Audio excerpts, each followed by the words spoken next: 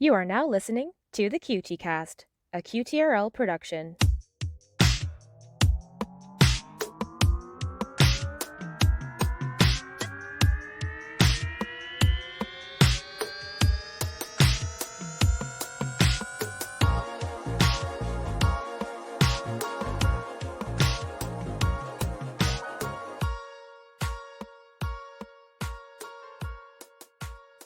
Hello and welcome to episode 4 of the QT Cast, the official podcast for the Queer and Trans Research Lab at the Mark S. Bonham Center for Sexual Diversity Studies at the University of Toronto.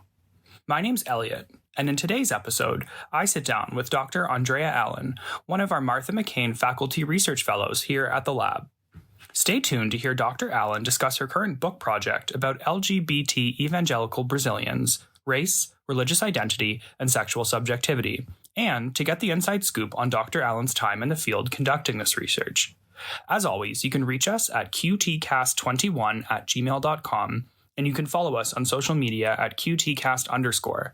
And finally, I ask kindly that you rate, review, and subscribe to the QT Cast wherever you get your podcasts. Without further ado, let's get to it, and thanks for listening.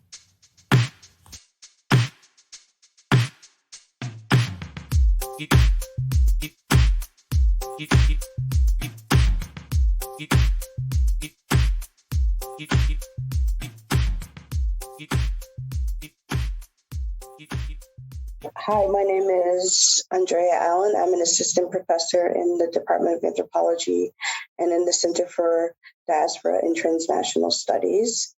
Currently, I'm conducting a research project about the experiences of LGBTQ individuals, specifically evangelicals in Brazil. And I am branching out to look at the experiences of LGBTQ evangelicals in Toronto and in Lisbon. Specifically, I'm interested in how and why certain LGBTQ Christians in Brazil and in the diaspora have been attracted to self-identified LGBTQ churches and churches that may be called evangelical, pentecostal, and have conservative theologies, considering these same theologies do not accept and in fact condemn LGBTQ people in general. Off the bat, it sounds like there's a lot of tension at play in that topic. I'm wondering what led you to this kind of research that you're doing? Well, I would say in many ways it's a culmination of my past research projects and my personal experiences. I grew up in a Black Baptist church. My father is a minister. And so I grew up in a background in a community that on the whole was not open to LGBTQ Christians, and same-sex sexuality, gender diversity was condemned.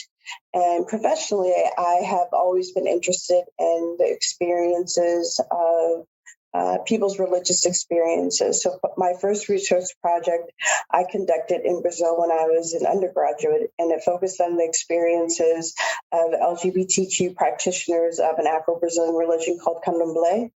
And candomblé is akin to Santeria and voodoo, and it innovates and is derived from different West African traditions and beliefs and practices. And the religion there's this idea that, or one could even say a myth, that this religion is completely open, accepting, and even celebrates same-sex sexuality. And so for this project, I wanted to see if that, in fact, was the experiences of people who were in the religion. And if so, why did they think that the religion was accepting? So it was a great opportunity for me when I was an undergraduate to talk to people. I didn't really have a lot of formal training in how to conduct ethnography. I was sort of thrown in the water, but it was a good experience to do that because people were very open and talking with me about the religious experiences. And then the next research project I did while I was a master's student, and it focused on Brazilian immigrant women in the Boston area and how they use religious beliefs and practices to cope with the stress of immigration, being in a new community, new country. And so, again, I was looking at the religious experiences of of a specific population. I spoke with women who attended evangelical churches. I spoke to evangelical pastors, all of them were men, and also a few Catholic women and a priest. And so again, it was my looking at how the different tensions that may arise, or opportunities in some ways that may arise between people's religious experiences in the world around them and their overall experiences. So then for my dissertation, I didn't focus on religion specifically, but more on Black lesbian women. I wanted to get back to looking at an LGBTQ population. And so I conducted research in Salvador Bahia, which is the capital of Bahia, which is a northeastern state. And when I began this research project, I was really interested in how people were influenced by nationalist ideologies or nationalist narratives about Brazilians, about sexuality. How did they influence the lives of lesbian women? And once I began to do research, I realized that theoretically or abstractly, that may be an interesting topic. Experientially, it was difficult to prove on a one-to-one level how narratives influence people's experiences and behaviors in relationship to sexuality. Because it's not like people would say, like, I was influenced by Brazilian nationalist narratives about sexuality, and this is what informs my experience. So, right. So I began. So while I was, figuring out what my topic was, I noticed that many women who I would talk to, just like in conversations, they would talk to me about their experiences of intimate partner violence. They didn't use the word intimate partner violence, but they would talk about different arguments they would have, scars they would have from lovers, and they would just come up in conversation. And so I realized that this may be a topic that I should explore in my dissertation. And from there, I began to ask more pointed questions in relationship to intimate partner violence. I didn't ask them. I would try to ask questions to ascertain their overall experiences in their relationship, their experiences related to sexual fidelity and jealousy, because those were often the main reasons given for why intimate partner violence was present in their relationships. So that was an example for me of how I may have thought I was doing research about one topic, but once I started to do research, I realized that that was not the topic that I was, in some ways, it sounds like, called to do, just because of the conversations that I was having. So it was a very intense research project to do. And after I finished, doing field work and spending time in Brazil, I wrote my dissertation. And after I graduated, I published a book that was based on my dissertation, which was a great experience because I was able to, for it to be a completed project. And in some ways, I could try to move on. And I think after that project, I realized that I was still interested in, because in addition to focusing on intimate partner violence, we talked about a lot of women's experiences, including their religious experiences. And so I realized that I wanted to go back to focusing on religion. And then I thought about, well, what about, because I had heard about different churches that were self-identified queer churches, but not just queer churches, but churches that were evangelical, Pentecostal, that were really rooted in conservative theologies or conservative beliefs about the Bible, about how people should behave themselves. And so I knew that this was a population I wanted to examine their experiences. And so this is when I said that this is a culmination of both professional and personal experiences, as well as past research projects, because I focused on LGBTQ practitioners of Candomblé. I focused on evangelical women. And now this project is bringing those, gender, sexuality, and religion together in focusing on the experiences of LGBTQ Christians. So is it safe to say the doctrine for Pentecostal evangelical is at odds with queerness? Like, in a sense, is that kind of the initial tension that you were drawn to? Yes, definitely, because overall, if one identifies with certain conservative theologies or beliefs about Christianity, then one would think that the Bible condemns same-sex sexuality and gender diversity, gender expansiveness. They typically go hand in hand. And so that's what's interesting to me about LGBTQ evangelicals, is that for them, they, on one hand, they state and believe that the Bible doesn't directly condemn same-sex sexuality. Mm-hmm. And on the other hand, they believe that the Bible should be, they oftentimes believe in literalists or interpretations of the Bible, that what the Bible says, the Bible means. So, for example, they may believe that premarital sex is a sin, or that you only should have sex with someone if you love them, if you have a lot of affection for them. They believe in Satan or the devil. They believe that one should comport themselves in a manner that identifies you as a Christian. So besides sexuality in general, their theology is very similar to theologies you would find in a mainstream evangelical church. For me, I was interested in that tension, and then also what that tension can tell us about sexuality, what that tension can tell us about identity. What does it mean that there are certain aspects of people's identity that is more meaningful for them than their sexuality, for example? Because I think for some LGBTQ populations and communities around the world, there's less emphasis on religion, because oftentimes religion has been used to condone violence against LGBTQ people. But those are in some communities. But then in other communities, while you have that condemnation, people are still drawn to religion. And so for me, I was interested in that, and that attraction. And what can that attraction tell us about sexuality? That for some people in some cultures and societies around the world, sexuality is not at the forefront of how they identify themselves.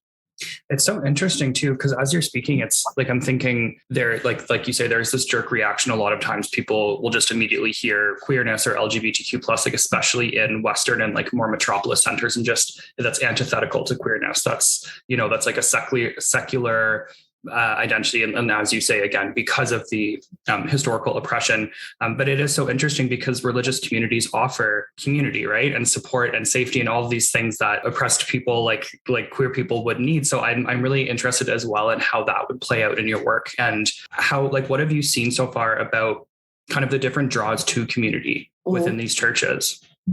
Yeah, I mean, that's really important because many of the people that I have encountered and interviewed, they grew up in evangelical churches, and they found community there. They were part of different church communities. They had friends there, and that the only reason they left those communities was either because of sermon after sermon condemning same-sex sexuality, or they were forced out of their communities. So for them to go to a church where they can find a similar theology, where they can find a similar music, a way that a church service, the function of a church service and the different parts of a church service, that I think for a lot of people I interviewed, they found a lot of solace. And I think they were grateful that there was this opportunity, because there are other more liberal, progressive churches, LGBTQ churches in Sao Paulo, which is where I conducted my research, and obviously in different places around the world, like the Metropolitan Community Church.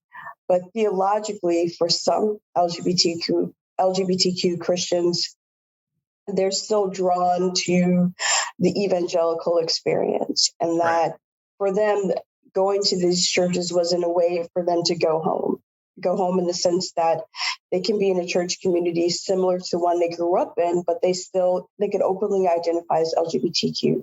They could hold the hands of their lover in public. They can be physical with them in the church space, like physical in the sense of hugs, like embraces, that this was a space where they could be themselves as sexual beings and also as religious beings. And that, that kind of community, I think, is, very powerful for people who still wanted to be in a religious community, but found that they had to leave it, not because they wanted to, but because they were kicked out. When you were conducting research, you were actually physically going to these churches, correct? Yes.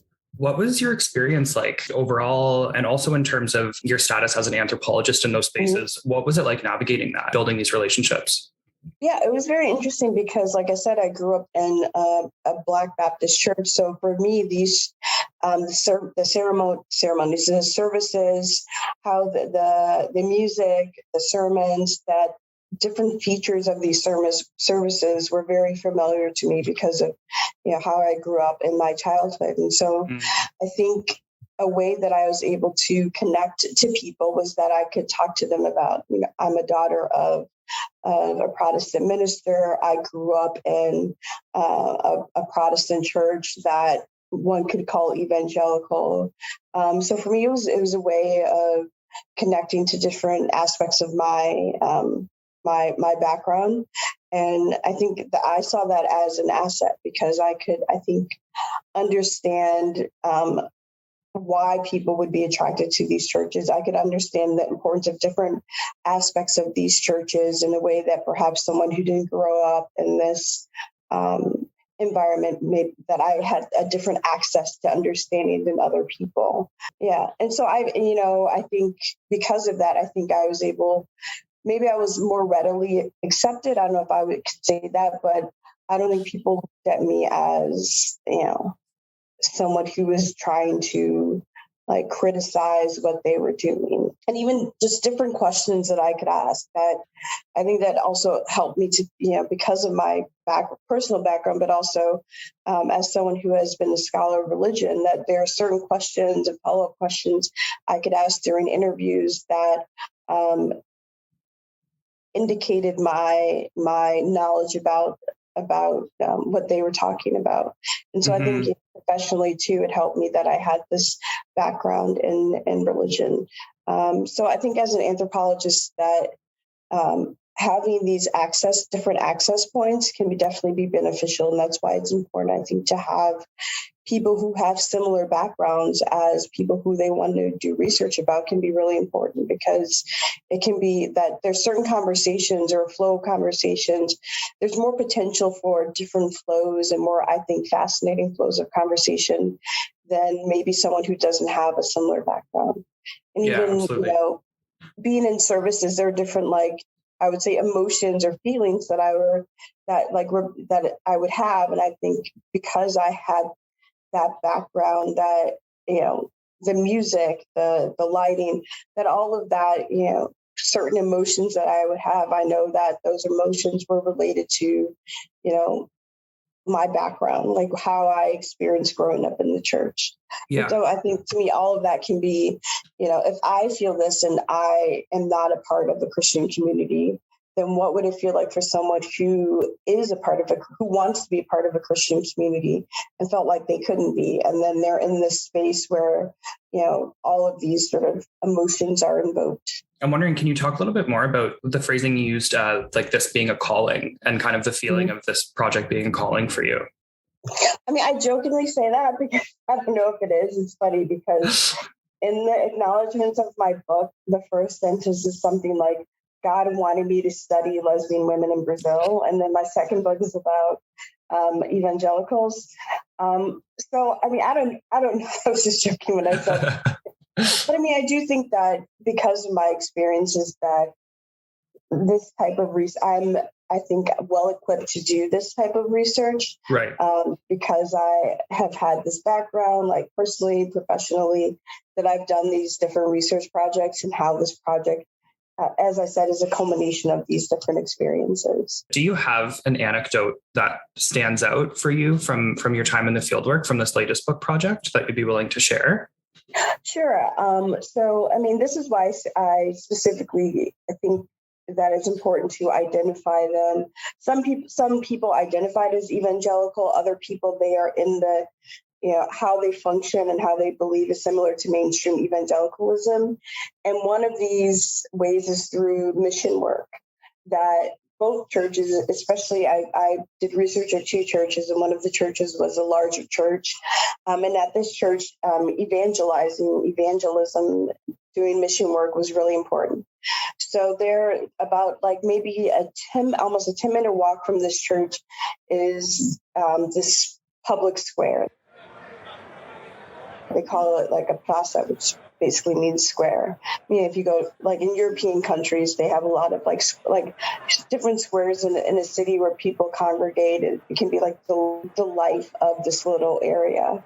Right. And so near one of the churches, Sidaji Jifuju, which means like city of refuge, there's one of these squares, and it's known to be one for queer people. Like there's a lot of restaurants, especially bars, nightclubs, that are queer nightclubs near the square.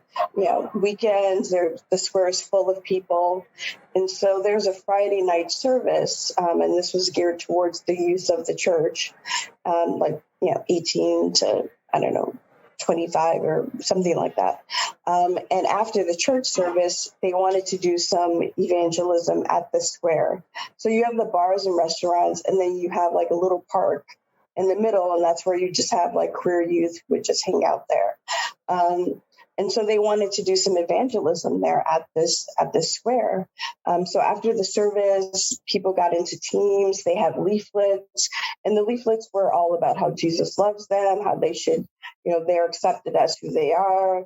It was encouraging them to become Christians. And so after people got into little teams, there was a prayer, and then everyone walked over to this square. And when they walked over, they would talk to different people, and they would hand out leaflets to people about the church, about Christianity. And then after they did this, they all of the different teams gathered together in a circle, and they did this because they were going to have a prayer. And at the beginning of this prayer, everyone's in a circle holding hands. A young woman comes over, and she says, "Does your church accept sapatonas?" And sapatonas in Portuguese is just dyke. And so the idea that she would come over and say, "Does your church accept dyke?" I thought was really powerful, because that juxtaposition between church and sapatona or dyke, and this idea of like she is specifically asking about that.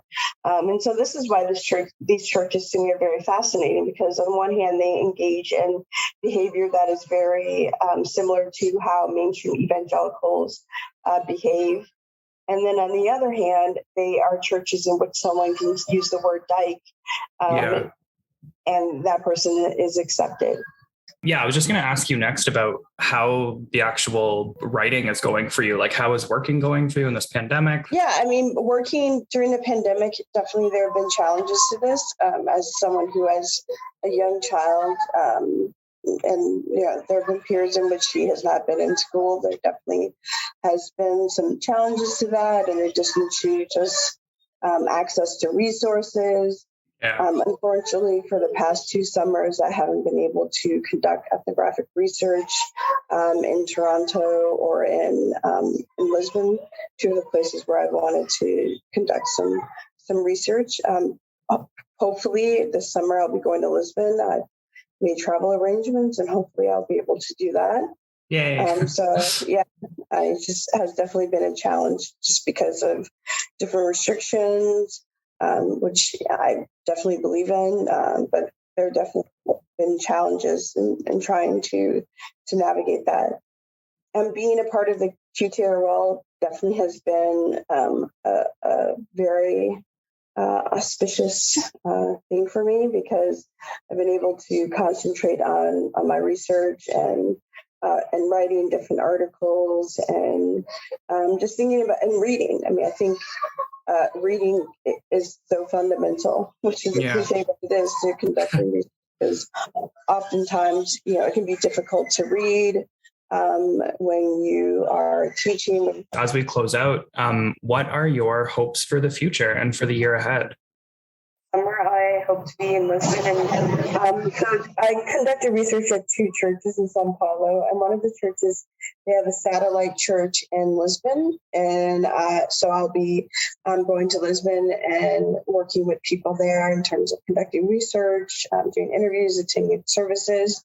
And then the other church, they have a satellite church in Toronto. And so this summer, I hope to be going to Toronto specifically to conduct research with people at this church. So I think this is where, again, like, this project brings together different aspects of my previous research projects, because I'll be looking at LGBTQ Christianity within a diasporic and transnational context. So yeah, I think I'm hopeful for the future that now we'll see what happens with the pandemic. But for now, these are my research plans. And then once I go to Brazil this summer, and I think the next summer, I will have collected enough data. I imagine, sorry, not Brazil, but once I go to Lisbon and do some research in Toronto, that I'll be able to have a book manuscript in a couple of years. That's so exciting. Thank you so much. And thank You're you so much for welcome. taking time out of your morning to speak with me. I wish you all the best with your future research, and I can't wait to hear more. Great. Thank you for the questions. And sorry, it took longer than I thought it was going to. But no worries at all. Yeah. This is the nature of working from home. Yes, it is. Yes.